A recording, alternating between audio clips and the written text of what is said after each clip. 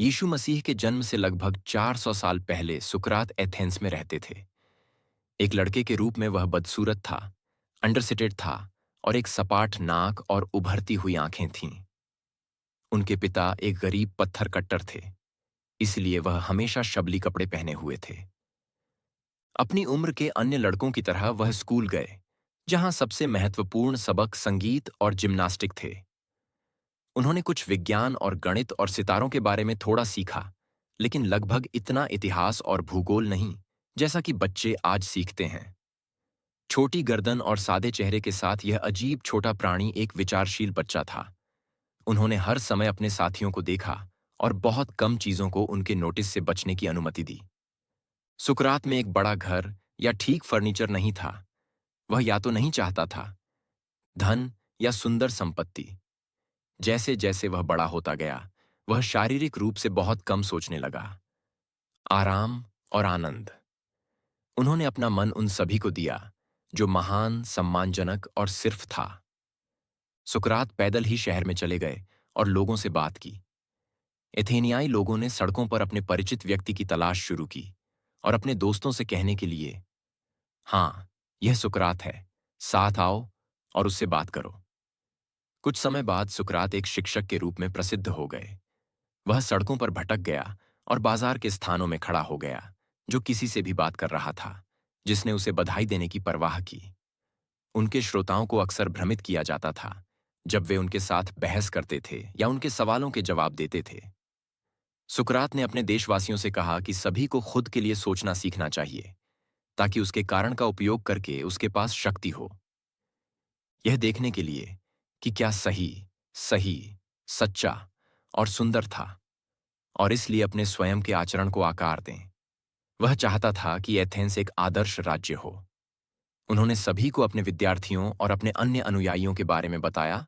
यह केवल तभी हो सकता है जब प्रत्येक नागरिक ने अपने दिमाग को शिक्षित किया कि क्या सही और महान था।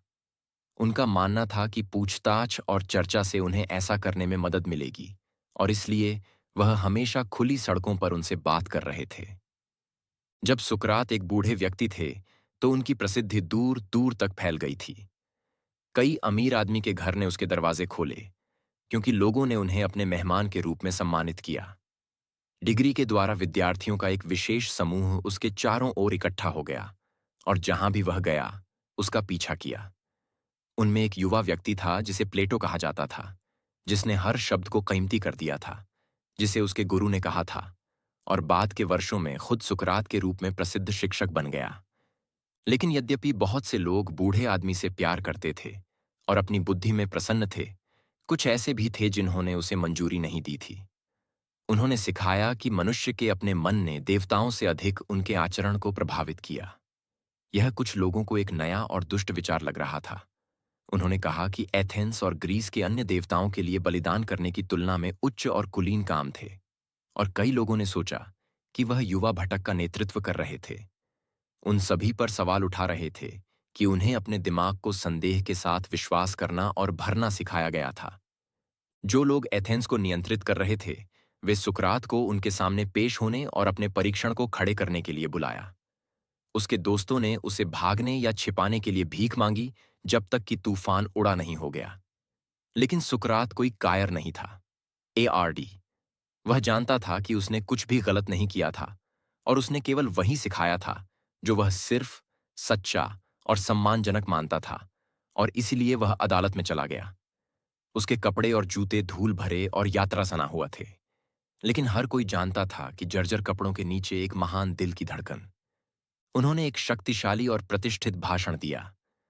उन्होंने एथेनियंस से कहा कि वे अपने जीवन के पिछले कुछ वर्षों को दूर करके कुछ भी हासिल नहीं करेंगे, लेकिन यह कि वह जो सही मानते थे, उसके लिए कई मौतें मरने के लिए तैयार थे। न्यायाधीशों ने उससे एल की बात सुनी, उसे पूछताछ की और उसे मौत की निंदा की। बूढ़े आदमी ने कोई शिकायत नहीं की। वह अपनी छड़ी पर झुक गया, भीड़ भाड़ वाले कोर्ट रूम को देख रहा था। प्लेटो और उनके अन्य छात्र हर समय अदालत में थे। कोई बुराई एक अच्छे आदमी के साथ नहीं हो सकती है, उसने उनसे कहा, या तो जीवन में या मृत्यु के बाद। इसलिए अच्छे जयकार हो, मुझे जाना है। मेरे जाने का घंटा आ गया है और हम अपने तरीके से जाते हैं, मैं मरने के लिए और आप जीने के लिए। फिर सैनिक आ गए और उसे जेल ले गए। उसकी पत्नी ने उसके साथ पीछा किया। 3 बच्चे। उनके कई पसंदीदा शिष्य भी उनके साथ थे।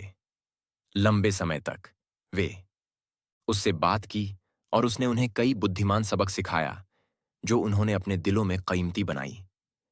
लेकिन हर समय उसके दोस्तों को पता था कि सुकरात जल्द ही मर जाएंगे। वे दुखी थे।